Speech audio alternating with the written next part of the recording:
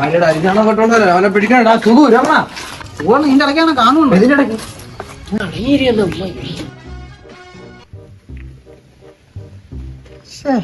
എത്ര നേരോട്ട് നോക്കുവാണ് എവിടെ പോയി വിളിച്ചു നീ? ഇനി ചേച്ചിയുടെ അര തന്നെ ഉണ്ടോന്ന് അറിഞ്ഞാ ഞാൻ പോയി നോക്കട്ടെ. അവിടെ എന്നാ ഞാൻ പോയി നോക്കട്ടെ. നീ കട്ടവനെ പിടിക്കാൻ വന്നത് എന്റെ കെട്ടിയോടെ പിടിക്കാൻ വന്നത്?